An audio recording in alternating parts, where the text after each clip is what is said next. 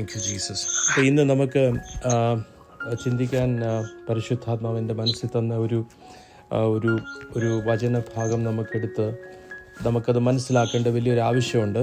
കാരണം നമ്മൾ ദൈവവചനത്തെ എത്രമാത്രം നമ്മൾ മനസ്സിലാക്കുമോ അത്രമാത്രം നമ്മുടെ ജീവിതത്തിൽ അതിൻ്റേതായുള്ള ഒരു ഫ്രൂട്ട്ഫുൾനെസ്, അല്ലെങ്കിൽ അതിൻ്റെ മേളിൽ ഞാൻ പറയുകയാണെങ്കിൽ നമ്മുടെ ജീവിതത്തിൽ നമുക്ക് ജയത്തോടെ ജീവിക്കാൻ പറ്റും.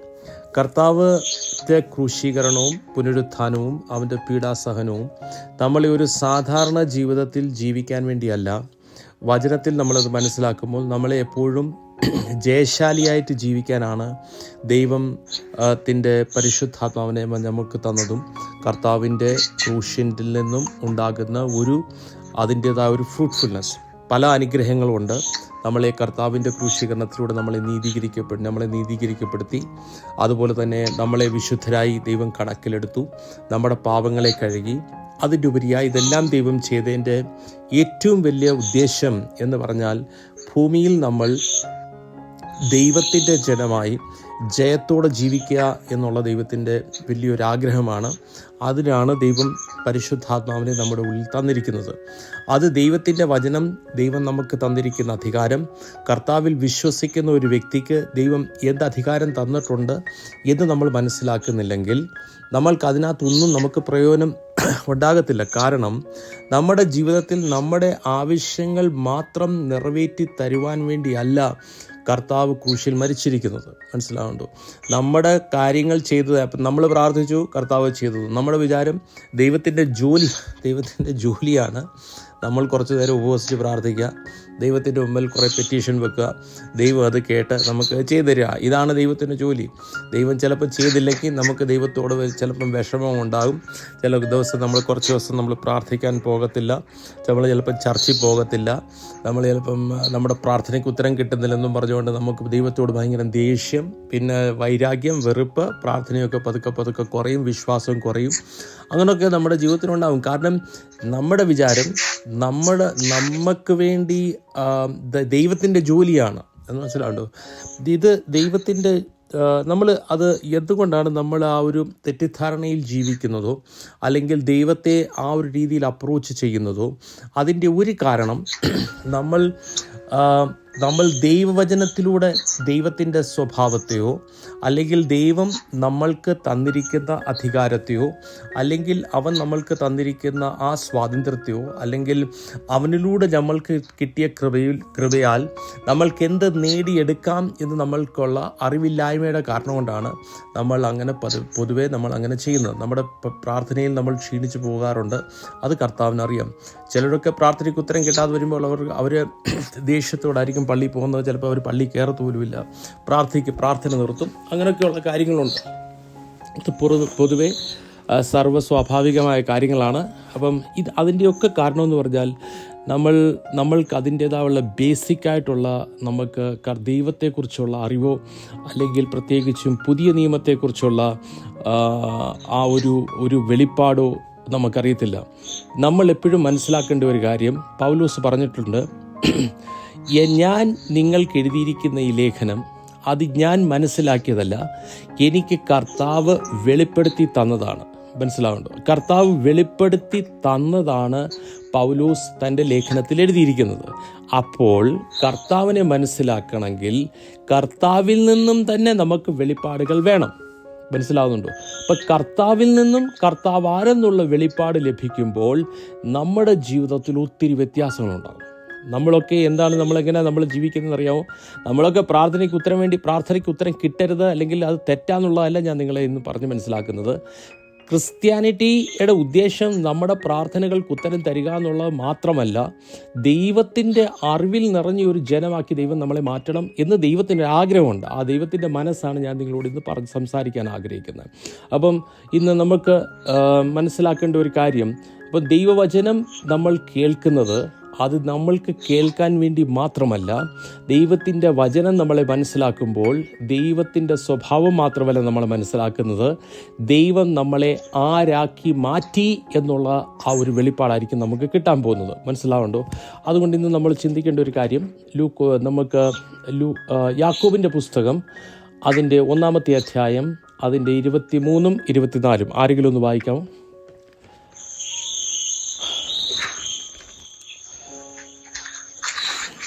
ആറേല ബൈബിളുള്ളത്?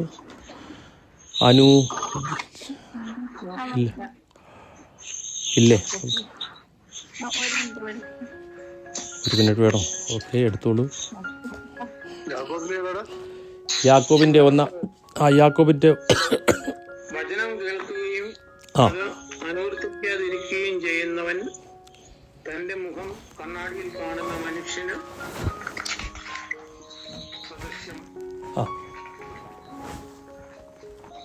വായിക്കണേ, വായിച്ചോ. അവൻ തന്നെ തന്നെ നോക്കിയിട്ട് കടന്നു പോകുന്നു. താൻ എങ്ങനെ ഇരിക്കുന്നുവെന്ന് ഉടൻ തന്നെ വിസ്മരിക്കുകയും ചെയ്യും. അവൻ ഉടൻ തന്നെ അവൻ വിസ്മരിക്കുകയും ചെയ്യും. മുന്നോട്ട് വായിക്കണേ. മർമ്മമായി ഗ്രഹിക്കുകയും അതിൽ ഉറച്ചു നിൽക്കുകയും ചെയ്യുക. തന്റെ പ്രവൃത്തികളിൽ അവൻ അനുഗ്രഹീതനാകും. ആമേൻ. അപ്പം വചനം ഇങ്ങനെ പറയുന്നത്, അതിൻ്റെ ഒന്നുകൂടെ വായിക്കാം മകളെ, അതിൻ്റെ 23.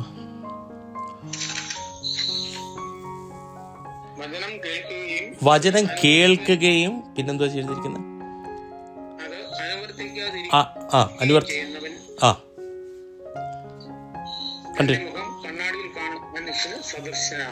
ഓക്കെ.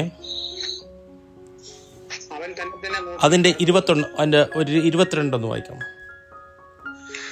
അതിൻ്റെ അധ്യായത്തിൽ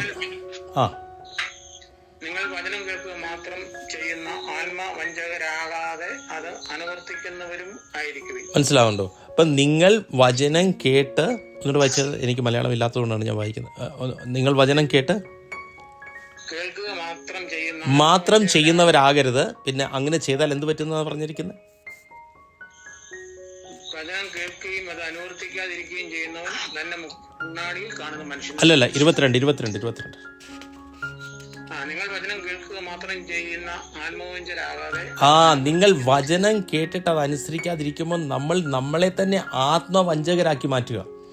പിശാചല്ല അവിടെ നമ്മളെ വഞ്ചിക്കുന്നത്, നമ്മളെ തന്നെ അവിടെ വഞ്ചിക്കാന്ന്. ഇംഗ്ലീഷിൽ ഇങ്ങനെ എഴുതിയിരിക്കുന്നത്, do not merely listen to the word and so deceive yourself എന്ന് പറഞ്ഞാൽ നമ്മളെ തന്നെ ആത്മവഞ്ചകരാക്കി മാറ്റുകയാണ്. എപ്പോഴാണെന്നറിയാമോ? നമ്മൾ വചനം കേട്ടു, അത് നമ്മൾ അതെന്ത് പറയുന്നു അതനുസരിച്ച് നമ്മുടെ ജീവിതത്തെ നമ്മൾ മുന്നോട്ട് കൊണ്ടുപോയില്ലെങ്കിൽ, വചനം ഇങ്ങനെ പറയുന്നു, നമ്മൾ നമ്മളെ തന്നെ ആത്മവഞ്ചകരാക്കി മാറ്റുക. അപ്പം മുന്നോട്ട് വായിച്ച അതിൻ്റെ 25-ാമത്തെ വചനത്തിനകത്ത് എനിക്ക് പറയാനുണ്ട്. അല്ല, 23.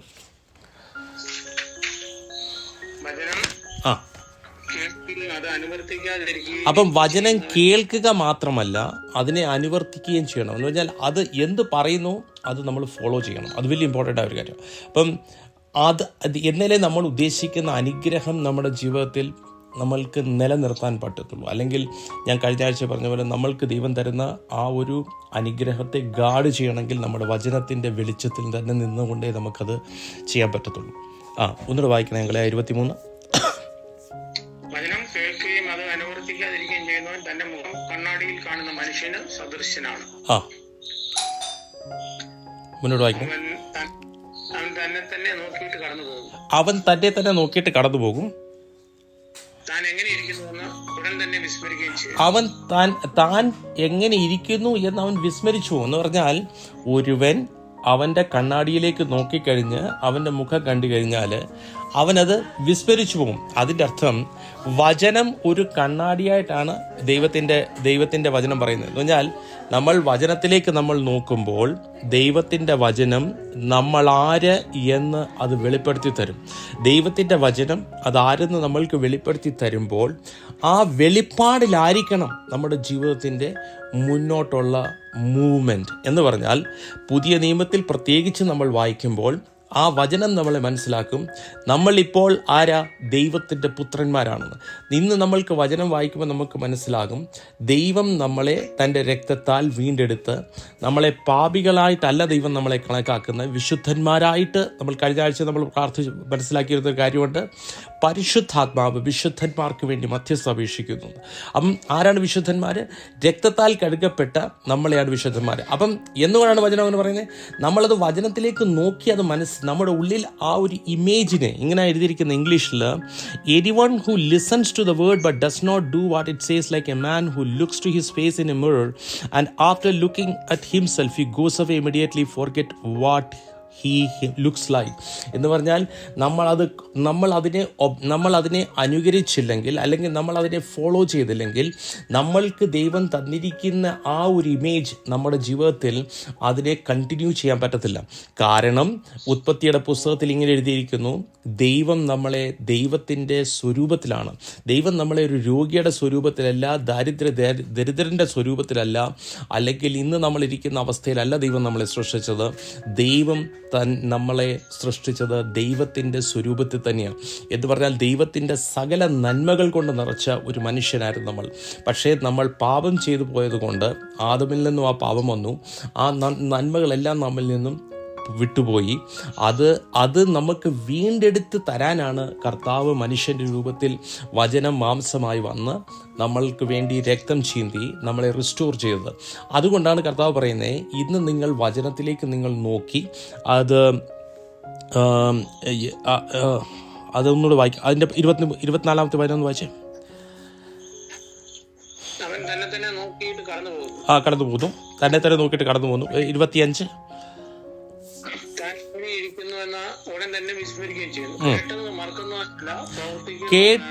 കേട്ടുന്ന മറക്കുന്നവനല്ല, പിന്നെ പ്രവർത്തിക്കുന്നവനാണ് പൂർണ്ണമായ നിയമത്തെ, അതായത് സ്വാതന്ത്ര്യത്തിന്റെ നിയമത്തെ സൂക്ഷ്മമായി ഗ്രഹിക്കുകയും അതിലുറച്ച് നിൽക്കുകയും ചെയ്യുക. ഹല്ലേലൂയ. ഇപ്പൊ ഇതിനകത്ത് പറയുന്ന ഒരു കാര്യമുണ്ട്. 25-ാമത്തെ വചനം ഇങ്ങനെ പറയുന്നത്, ബട്ട് ദ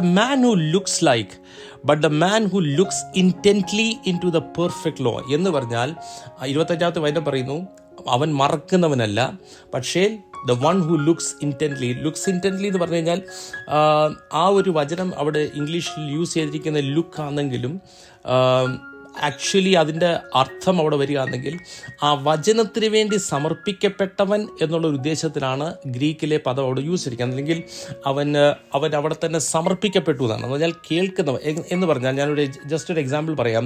പരിശുദ്ധ മറിയത്തിൻ്റെ മുമ്പിൽ ദൂതൻ വന്നിറങ്ങിയപ്പോൾ പറഞ്ഞൊരു കാര്യമുണ്ട്. മറിയത്തോട് ദൈവത്തിൻ്റെ ദൂതൻ വന്ന് ദൂത് പറഞ്ഞപ്പോൾ പരിശുദ്ധ മറിയം ഇങ്ങനെ പറയുന്നത്, നീ എന്തു പറഞ്ഞു അത് എൻ്റെ ജീവിതത്തിൽ സംഭവിക്കട്ടെ എന്നാണ്. ആ ഒരു സമർപ്പണത്തിലാണ് മറിയം തന്നെ സമർപ്പിക്കുന്നത്. ആ ഒരു സമർപ്പണത്തെ പോലെ തന്നെയാണ് ഇവിടെ നമ്മളോട് ഉദ്ദേശിക്കുന്നത്. ദൈവത്തിൻ്റെ വചനം പറയുന്നത്, നമ്മൾക്ക് ദൈവത്തിൻ്റെ വചനത്തിൻ്റെ മുമ്പിൽ ഒരു സമർപ്പണത്തിൻ്റെ വലിയൊരു ആവശ്യമുണ്ട്. അതിൻ്റെ കാരണം എന്തുവാന്ന് ഞാൻ ഒന്നുകൂടെ വായിക്കാം. മംഗള 25. കേട്ടത് മറക്കുന്നവനല്ല, പ്രവർത്തിക്കുന്നവനാണ് പൂർണ്ണമായ നിയമത്തെ, അതായത് സ്വാതന്ത്ര്യത്തിന്റെ നിയമത്തെ സൂക്ഷ്മമായി ഗ്രഹിക്കുകയും അതിൽ ഉറച്ചു നിൽക്കുകയും ചെയ്യുക. സ്വാതന്ത്ര്യത്തിന്റെ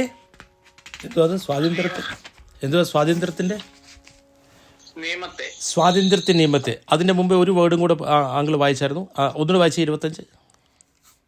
കേട്ടത് മറക്കുന്നവനല്ല, പ്രവർത്തിക്കുന്നവനാണ് പൂർണ്ണമായ നിയമത്തെ, അതായത് പൂർണ്ണമായ നിയമത്തെ. It means the perfect law. അപ്പോൾ എന്തുകൊണ്ടാണ് അതിൻ്റെ പെർഫെക്റ്റ് ലോ എന്ന് പറയുന്നത്?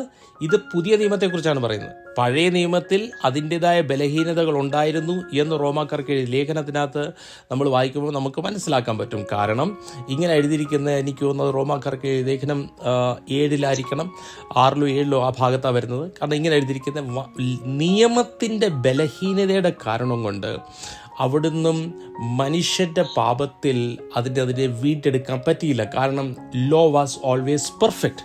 നിയമം എപ്പോഴും അത് പെർഫെക്റ്റ് ആയിരുന്നു. ആ പെർഫെക്ഷൻ്റെ കാരണം കൊണ്ട് മനുഷ്യൻ ഒരു പാപം ചെയ്ത് 10 കൽപ്പന, അത് കഴിഞ്ഞ് ബാക്കിയുള്ള കൽപ്പനകളൊക്കെ ദൈവം അതിനകത്ത് പഴയ നിയമത്തിൽ കൊടുത്തിരിക്കുന്നതെല്ലാം അത് ഫോളോ ചെയ്തുകൊണ്ടിരുന്ന ജനത്തിന് എന്തെങ്കിലും ഒരു കുറവ് വന്നിട്ടുണ്ടായിരുന്നെങ്കിൽ ആ നിയമം അതിനകത്ത് ഒരിക്കലും മേഴ്സി കാണിച്ചിട്ടില്ല. അപ്പം പാപത്തിൻ്റെ ശമ്പളം മരണമാണെന്ന് ദൈവം നേരത്തെ അതിലൂടെ വിധിച്ചിരുന്നു.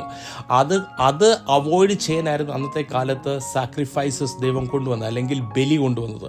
അങ്ങനെ ആ സമയത്ത് ആ ഒരു ബലിയുടെ മനുഷ്യൻ്റെ ബലിയുടെ പകരമായിരുന്നു ആ സമയത്ത് മൃഗങ്ങളുടെ ബലി, അല്ലെങ്കിൽ പലതരത്തിലുള്ള മൃഗങ്ങളുടെ ബലിയെക്കുറിച്ച് പഴയ നിയമത്തിൽ പറയുന്നത്. അപ്പോൾ പറയുന്നത് അതൊരു പെർഫെക്റ്റ് ലോ അല്ലായിരുന്നു. കാരണം അത് മനുഷ്യനെ റിഡീം ചെയ്യാനോ അല്ലെങ്കിൽ മനുഷ്യനെ അതിന് സാൽവേഷനിലേക്ക് പൂർണ്ണമായി കൊണ്ടുവരാനോ പറ്റിയിട്ടില്ല.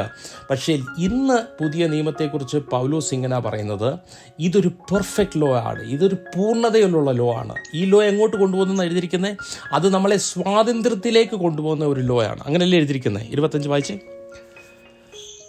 സ്വാതന്ത്ര്യത്തിന്റെ നിയമത്തെ ഇത് സ്വാതന്ത്ര്യത്തിന്റെ നിയമമാണ് എന്ന് പറഞ്ഞാൽ നമ്മൾ ആംഗലേ അത് മൊത്തം വായിച്ചു തീർക്കണേ. അപ്പം ഞാൻ പിന്നെ രണ്ടാമത് വായിപ്പിക്കത്തില്ല. അതുകൊണ്ട് ആ സ്വാതന്ത്ര്യത്തിന്റെ നിയമത്തെ സ്വാതന്ത്ര്യത്തിന്റെ നിയമം സൂക്ഷ്മമായി ഗ്രഹിക്കുകയും അതിൽ ഉറച്ചു നിൽക്കുകയും ചെയ്യുക. തന്റെ പ്രവൃത്തികളിൽ അവൻ പ്രവൃത്തിയിൽ അനുഗ്രഹിക്കപ്പെടണമെങ്കിൽ അവൻ ആ സ്വാതന്ത്ര്യത്തിന്റെ നിയമത്തിൽ അവൻ ഉറച്ചു നിൽക്കണം. മനസ്സിലായോ? എന്ന് പറഞ്ഞാൽ നമ്മൾ ഈ സ്വാതന്ത്ര്യത്തെ നിയമം എന്ന് പറഞ്ഞാൽ പുതിയ നിയമത്തിൽ നമ്മൾ ഉറച്ചു നിൽക്കുകയാണെങ്കിൽ അവൻ അനുഗ്രഹീതനാകും എന്നാണ് വചനം പറയുന്നത്. അങ്ങനല്ലേ? അവൻ അനുഗ്രഹിക്കപ്പെടുമെന്നല്ലേ മലയാളത്തിൽ എഴുതിയിരിക്കുന്നത്? ഇംഗ്ലീഷിൽ ഹി വിൽ ബി ബ്ലെസ്ഡ് അല്ലേ?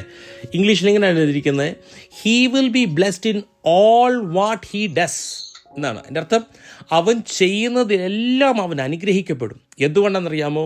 അവൻ നിൽക്കുന്നത് അവൻ്റേതായ സ്വന്തം തോന്നലിലല്ല, അവൻ നിൽക്കുന്നത് പൂർണ്ണമായ അല്ലെങ്കിൽ പെർഫെക്റ്റ് ദ ലോ ഓഫ് ലിബർട്ടിയിലാണ് അവൻ നിൽക്കുന്നത്. അത് എവിടുന്ന് വരുന്നു?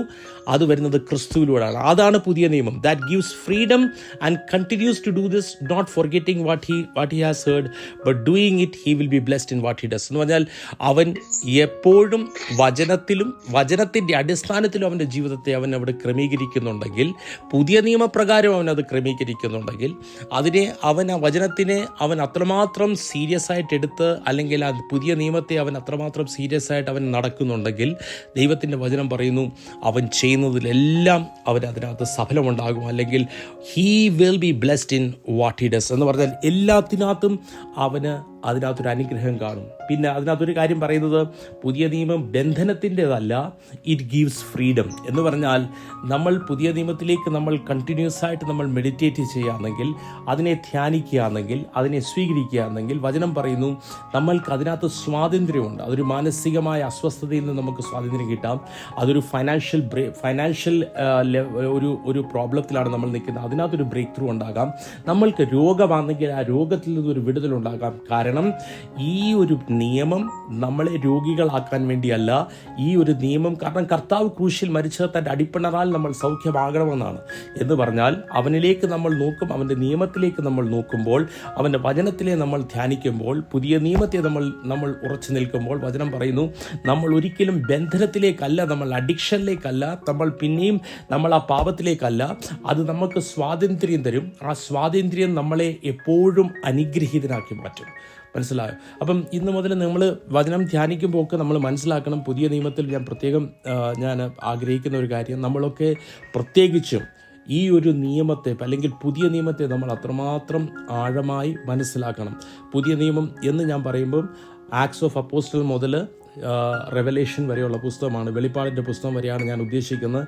നിങ്ങൾ എത്രമാത്രം അത് വായിച്ച് നിങ്ങളത് മനസ്സിലാക്കാൻ പറ്റുമോ? പ്രത്യേകിച്ച് റോമാക്കാർക്ക് ലേഖനം, അതൊക്കെ നിങ്ങൾ വായിക്കുമ്പോൾ നിങ്ങൾക്ക് മനസ്സിലാക്കാൻ പറ്റും യേശു കർത്താവ് എന്താണ് നമുക്ക് വേണ്ടി ചെയ്തതെന്നും ആ ഒരു വെളിപ്പാട് നമ്മുടെ ഉള്ളിൽ ഉറച്ചു നിൽക്കണം. ആ ഒരു വെളിപ്പാട് നമ്മുടെ ഉള്ളിൽ ഉറച്ചു നിന്ന് കഴിയുമ്പോൾ നമ്മുടെ ജീവിതത്തിൽ ഒത്തിരി വിടുതലുകളുണ്ടാകും. ഒത്തിരി നമ്മൾ ജയത്തോടെ ജീവിക്കാൻ പറ്റും, നമ്മൾ ധൈര്യത്തോടെ ജീവിക്കാൻ പറ്റും, നമ്മൾ ആത്മീയ അധികാരത്തോടെ നമുക്ക് ജീവിക്കാൻ പറ്റും. നമുക്കൊരു വാക്ക് പ്രാർത്ഥിക്കാം. നിത്യനും പരിശുദ്ധനുമായ ഞങ്ങളുടെ നല്ല പിതാവേ, യേശുവിൻ്റെ അതിപരിശുദ്ധ നാമത്തിൽ ഞങ്ങൾ ഒരുമിച്ച് നിന്ന് പ്രാർത്ഥിക്കുമ്പോൾ, നിത്യനായ ദൈവമേ, ഞങ്ങളെ അവിടുന്ന് സഹായിക്കുകയും ശക്തീകരിക്കുകയും ചെയ്യണം.